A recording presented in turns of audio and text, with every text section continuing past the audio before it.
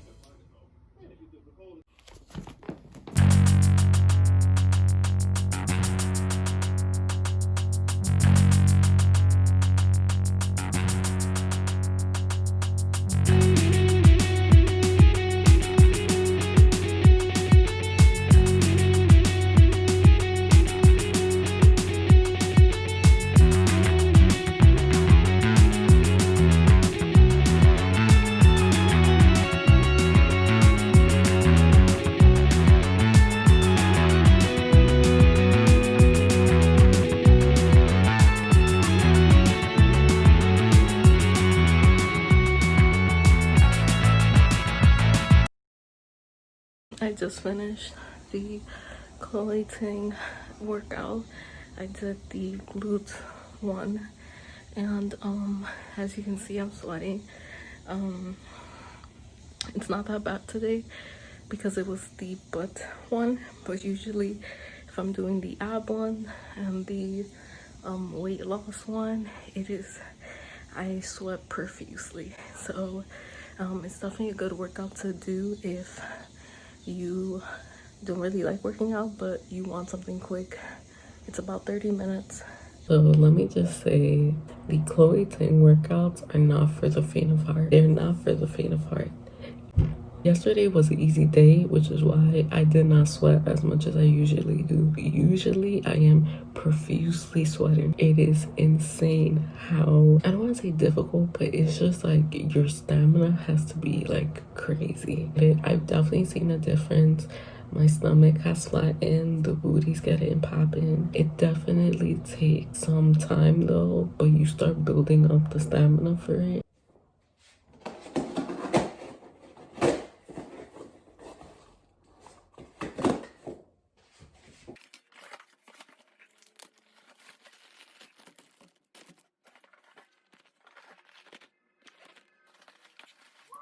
So as you can see, most of these products are gluten-free products, and most of them got here pretty quickly. So I just had Califia oat milk, avocado oil, Tom's mouthwash, um, is it Unreal peanut butter cups.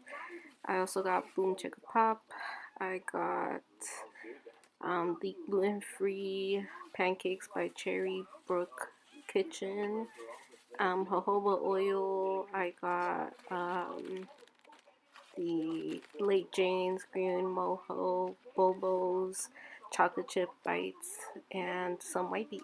Yeah. So I'm actually thoroughly impressed because I ordered these 2 days ago and they literally got here, which is crazy. But then, so yeah, I actually worked out yesterday and it is the next day. But I wanted to come in here and talk about Insecure because I've been watching Insecure really since the beginning of April. I like binge watched season 3 and 4, and I have some thoughts. I have some thoughts. Let's just clear the room now whether I am Team Molly or Team Issa. After watching this episode, the last episode that aired on Sunday, I'm team neither because I think both parties have differences that they're not seeing and that they themselves need to be aware of, such as these are all spoilers, so if you have not watched it, do not listen to this part. For example, Issa was wrong in a lot of things, such as when Molly was trying to reach out, or when Molly had an issue with Andrew, or like with any of the other issues that she had in the previous episodes. Molly tried to reach out and Issa didn't even like give her the time of day because she was busy, which is completely understandable. But you know, when you're building relationships, like you have to make time whether you're busy or not. And for Molly, I think like this last episode, her therapist raised a very good point about as soon as someone does you wrong, you put up a wall, you step away, and that's it. I think where Molly went wrong, and let me know in the comments if you think otherwise, but I think where she went wrong was she just assumed that Issa would bring up the conversation when they started talking. They were in the little like diner thing. I think Andrew was right in saying, you know, you could have brought up the conversation, you could have lead her on to start the conversation. I think they're both not comfortable with confrontation, and I think there's just a lot of misunderstanding.